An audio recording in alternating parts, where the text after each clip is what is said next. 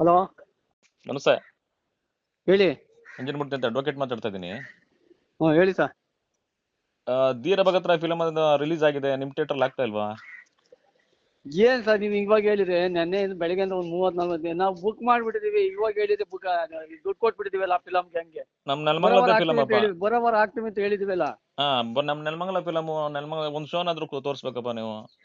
ಅಲ್ಲ ಸರ್, ನಾವು ಏಕಾಏಕಿ ಫಿಲಮ್ ದುಡ್ಡು ಕೊಟ್ಟು ತಂದ್ಬಿಟ್ಟವ್ರೆ. ನನ್ನ ತಮ್ಮ ತಂದ್ಬಿಟ್ಟವನೆ. ಇವಾಗ ಹಾಕಿ ಅಂದ್ರೆ ಹೆಂಗ್ ಹಾಕಕ್ಕಾಗ್ತದೆ? ಆ ದುಡ್ಡು ವಾಪಸ್ ಬರ್ತದ?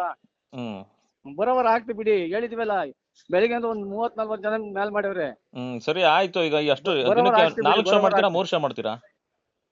ನೋಡೋಣ, ಕಲೆಕ್ಷನ್ ಹೆಂಗ್ ಬರ್ತದ ಹಂಗ್ ಮಾಡ್ತೀವಿ. ನೋಡೋಣ, 2 ಶೋ ಆಗ್ಲಿ 3 ಶೋ ಆಗ್ಲಿ. ಅಲ್ಲಲ್ಲ, ಈಗಿರೋ ಫಿಲಮ್ ಈಗ ಯಾವ್ದು ಪುಷ್ಪ 2 ಮಾಡ್ತಾ ಈಗಿರೋದು ಇದ್ರಲ್ವಾ? 4 ಶೋ. 4 ಶೋ, ಅದ್ರಾಗ ಒಂದು ಶೋ ಕೊಡಿ ಧೀರ ಭಗತ್ ರಾಯ್ ಹಾಕಿ. ಸರ್, ಇದು 3.5 ಗಂಟೆ ಫಿಲಮ್ಮು.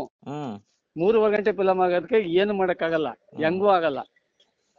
ಅದು ಬೆಳಿಗ್ಗೆ 9 ಗಂಟೆಗೆ ಶುರುವಾದ್ರೆ ರಾತ್ರಿ 1 ಗಂಟೆ ತನಕ ಇರ್ತದೆ. 3 ಶೋಗೆನೆ 4 ಶೋಗೆನೆ. ಬರೋವಾರ ಹಾಕ್ಸಿ ಬಿಡಿ. ಬರೋ ನೋಡಿ, ಅದ್ರಾಗ ಆಯ್ತು ಒಂದ್ 2 ಶೋ ಮಾಡಿ, ಕಲೆಕ್ಷನ್ ನೋಡ್ಕೊಂಡು ಒಂದ್ 2 ಶೋ ಮಾಡಿ. ಅದೇನೋ ಕಲೆಕ್ಷನ್ ಕಮ್ಮಿ ಆಯ್ತು ಅಂದ್ರೆ ಇದನ್ನು ನಾನು ಧೀರ ಭಗತ್ ರಾಯ್ನ ಹಾಕ್ಬಿಡಿ ಒಂದ್ ಶೋಗೆ. ಇಲ್ಲ ಸರ್, ಬರೋವಾರ ಹಾಕ್ಸಿ ಬಿಡಿ ಸರ್. ಎಷ್ಟ್ ಬೇಕೋ ಅಷ್ಟು ಹಾಕ್ಸಿ ಬರೋವಾರ. ಆಯ್ತು, ಆದಷ್ಟು ಬೇಗ ಅದ್ ಮಾಡ್ಸಿ. ಆಯ್ತು. ಅದಕ್ಕೆ ಎಷ್ಟು ಜನ ಬೆಳಿಗ್ಗೆಯಿಂದ ಸುಮಾರು ಒಂದು 40 ಜನ ಫೋನ್ ಮಾಡಿವ್ರಿ. ಯಾರಿಗೆ ಅಂತ ಹೇಳೋದು ನಾವು? ಅಲ್ಲ, ಅದು ಒಂದು ಒಳ್ಳೆ ಚಿತ್ರ, ನಮ್ಮ ನೆಲಮಂಗಲ ಆಯ್ತು, ಚಿತ್ರ ಹಾಕ್ಸಿ ಬಿಡಿ. ಬರೋವಾರ ಹಾಕ್ಸಿ ಬಿಡಿ. ಯಾಕೆ ನೆಲಮಂಗಲದವ್ರು ಕೇಳ್ಕೊಂತ ಇದೀವಿ. ಇವಾಗ ದುಡ್ಡು ಕೊಟ್ಬಿಟ್ಟಿವಲ್ಲಿ ಸರ್. 20 ಲಕ್ಷ 25 ಲಕ್ಷ ತನಕ ದುಡ್ಡು ಕೊಟ್ಟು ತಂದ್ಬಿಟ್ಟವ್ರೆ. ಅದ್ರಾಗೆ ಎತ್ಬೇಕು. ಅದು ಇಲ್ಲ, ಮೊನ್ನೆ ಹೊಸ ಥಿಯೇಟರ್ ಹೊಸದಾಗಿ ಮಾಡಿರೋದು. ಬರೋವಾರ ಹಾಕ್ಸ್ತೀನಿ ಬಿಡಿ, ಏನೇ ಹೇಳಿ. ಆಯ್ತು, ಆದಷ್ಟು ಬೇಗ ಮಾಡಿಸಿ. ಆಯ್ತು, ಥ್ಯಾಂಕ್ ಯು.